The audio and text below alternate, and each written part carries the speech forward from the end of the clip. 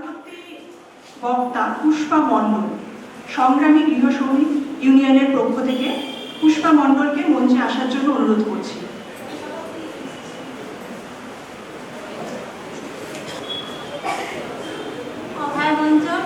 সকল সদস্যকে ধন্যবাদ। আমি গৃহশ্রমিক ইউনিয়ন থেকে ইউনিয়নের সঙ্গে যুক্ত। আমি একজন হাউসকিপিংয়ের কাজ করি বেসরকারি হসপিটালে।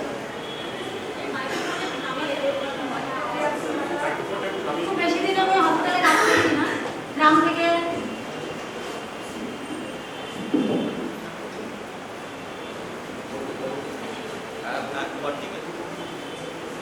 থেকে বিয়ে হয়ে শ্বশুরবাড়িও গ্রামে, কর্মসূত্রে আমাদেরকে এই শহরে আসতে হয়েছে।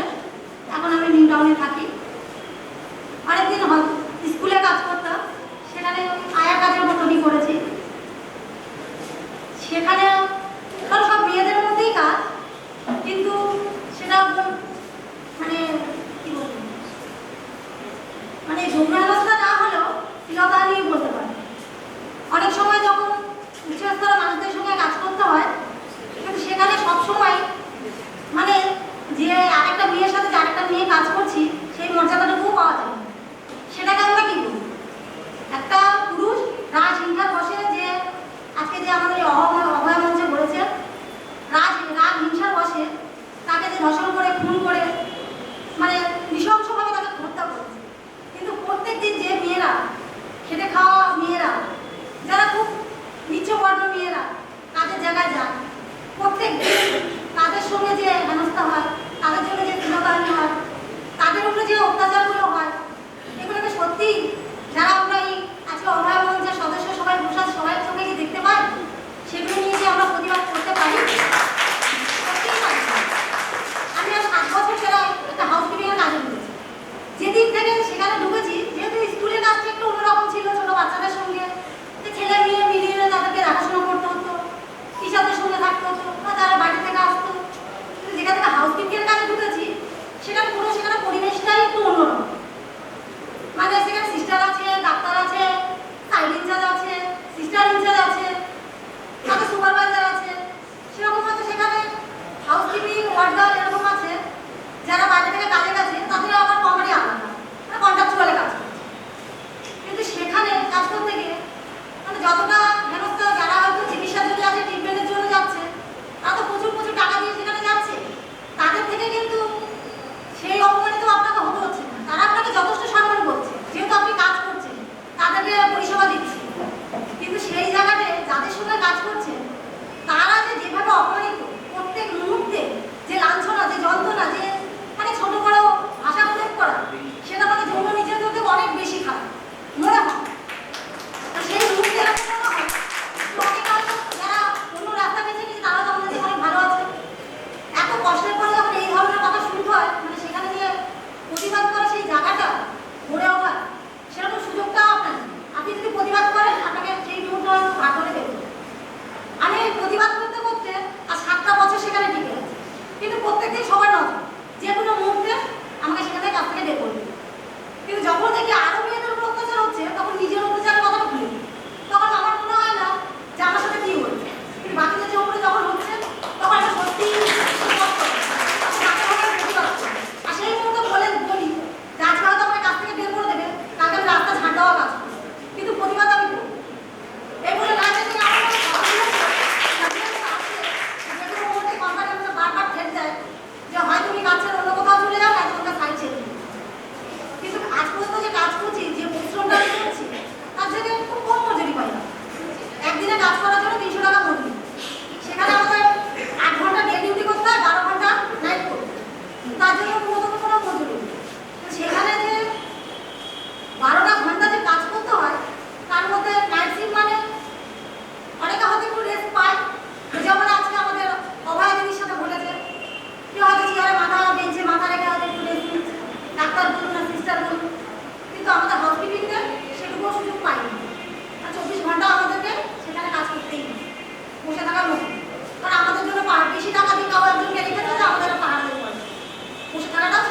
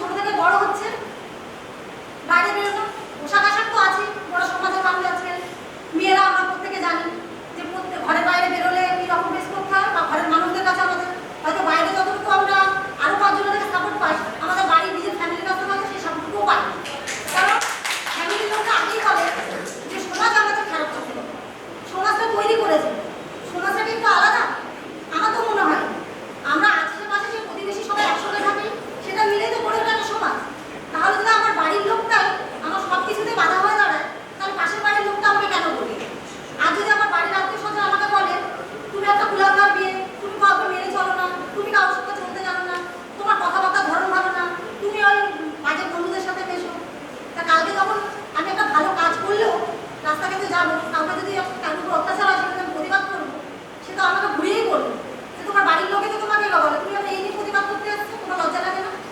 তার এই যে জিনিসগুলো, এই যে লাঞ্ছনাগুলো, এই যে যন্ত্রণাগুলো, এগুলো কিভাবে এগোবে? তার মধ্যে থেকে ছোট বয়স থেকে তো যখন স্কুল যাচ্ছে একটা গরিব পরিবার, ধরো আমার মতনই পরিবার, 1000 টাকা মাইনে রোজগার করে, তার বাড়িতে যদি দুটো মেয়ে থাকে, সত্যি কি পড়ানো সেভাবে সম্ভব? হয়তো সম্ভব না। তারপরেও কিন্তু প্রত্যেকটা মা চায়, বাবারাও নিশ্চয়ই চায়, সকল না করলে সব বাবা তো সমান হয় না। অনেক বাবারা চায় যে মেয়ে বড় করে তাড়াতাড়ি বিয়ে দিয়ে দাও, পাপি দিয়ে হয়ে যাক। কিন্তু অনেক মায়েরা চায়, মায়েদের সবসময় চায় যে আমার মেয়েটা আমার থেকে একটু ভালো জায়গায়, একটু ভালো পরিবেশ পায়, একটু ভালো করে পড়াশোনা করে, কিন্তু সেটাও সেই জায়গাটা পৌঁছানো যায়। আজ হয়তো স্কুলে গেল, একটা মা পড়াশোনা জানে না, একদম সে তার বাচ্চাটাকে কিভাবে পড়াবে বলতে পারে, হয়তো জানে না। যতদিনই সেই বাচ্চাটাকে নিজে নিজে একটু বড় হতে হবে, যতটুকু আমার সাহায্য, টিউশনি দিলে সব জায়গায় টিউশনি গিয়ে কি বাচ্চারা ভালো শিক্ষা পায়, ভালো পড়া পায়? বাড়িতে একটা গাইড লাগে, কিন্তু বাড়িতে গাইড চালিয়ে করবে, মা তো পড়তো অবশ্যই পাওয়া যাবে না। এবার সেই বাচ্চাটা দেখা গেল প্রাইমারি স্কুলটা কোনো রকম পাস ফেলে তো বজায় নেই, কোনো রকম 4 পাস করে ক্লাস 5-এ ভর্তি হলো। তো 5-এ যখন হাই স্কুলে গেল, তখন তো তার একটা গাইড দরকার, মা তো কিছুই জানে না, অথচ 5-এ ফেলই করলো, পাস করতে পারলো না। মা চাইলো যে এবার পড়া হয়তো পরেরবার হবে, আবার ভর্তি করলো, কিন্তু আপনার বাড়ির লোক, আপনার আশেপাশের লোক, আপনার সমাজের লোক সেটা জানে। এটা গ্রামের কথা বলছে, যে কি করে একটা মেয়েকে 15 থেকে 16 বছর না হতে বিয়ে দিয়ে দেওয়া হয়, সেটা আমি একটু তুলে ধরেছি। আর আমি সেরকম পরিবার থেকে, গ্রামে তো আমাদের চাষবাসের জীবন ছিল, সেখান থেকে বিয়ে হয়ে শ্বশুরবাড়ি, শ্বশুরবাড়ি থেকে শহরে এসে শহরটা আলাদা রকম। তো বলে এই যে আরেকটা বছর মা চাইলো হাতে পায়ে ধরে যে এই বছর আমার মেয়েটাকে পড়ুক, কিন্তু পরের বছর যখন মেয়েটা আবার ফেল করলো, সে ফেলটাকে মেয়েটা নিজের দোষে করছে, তাকে তো কেউ গাইড করার নেই, সে নিজেও জানে না কি করছে, তার মা তো জানেই না, বাবা তো সাহায্যের পরিশ্রম করে আসছে, বাবাও সেটা জানে না, বাবা হয়তো অতটাও শিক্ষিত নয়, যদিও জানে সাহায্যের পরিশ্রমের পরে সেটুকু ধৈর্য নেই যে আমি আমার মেয়েটাকে নিয়ে বসে পড়ে, সেই ধৈর্যটা থাকে। তো ফলে কি হয়, সেই যে ফেল করাটা, পরের কাজে ফেল করাটা, সেটা আর্থিক স্বজন নেওয়া মেনে নিতে পারছে। ফলে কি করতে হবে না, মেয়ে 12 বছর হয়ে গেছে, 15 বছর হতে যাচ্ছে, এবার মেয়েকে বিয়ে দিতে হবে।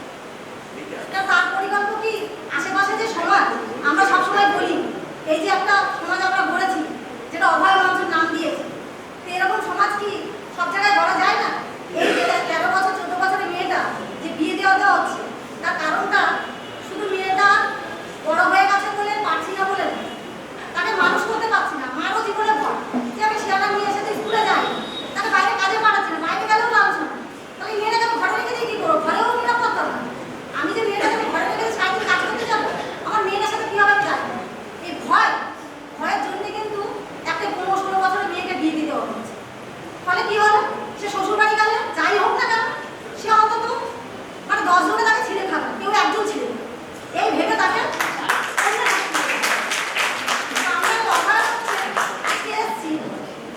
প্রত্যেকের কাছে আমি এটা আবেদন করবো, অনেকে গ্রামে যান, শহরে যান, অনেকে গ্রাম থেকে শহরে এসে চাকরি করেন, অনেক পড়াশুনো করেছেন, যখন গ্রামে যাবেন সব থেকে নিচু পরিবারের মানুষগুলোর দিকে একটু নজর দেবেন, একটু দেখবেন যে সেই মেয়েগুলো কি করছে, যে আজকে এই অভয়া তার বাবা মা অনেক কষ্ট করে তাকে পড়াশুনো শিখিয়ে তাকে ডাক্তারি পাস করিয়ে সেখানেও প্রকাশে পায়নি, তাকে নৃশংসভাবে, সে হয়তো প্রতিবাদী ছিল, আমরা ঠিক জানি না, তাকে হয়তো বেঁচে থাকাকালীন আমরা কোনোদিন দেখতে পাইনি, তাই জানি না, সে হয়তো অনেক লড়াই করে, অনেক প্রতিবাদ করে অনেক পর্যন্ত এগিয়েছে, তারপরেও সে নিজের জীবনটা আরেকটু বড় করে সাজাতে পারতো, যেটা তার আগেই তাকে শেষ করে দিল।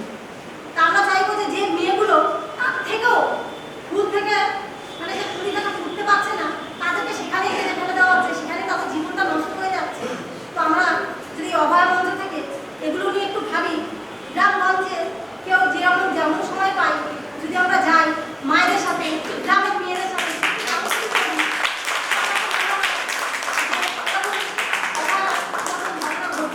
তারা একদিন মাতৃ হয়ে প্রতিবাদ করে জোট বেঁধে রাস্তা নামবে।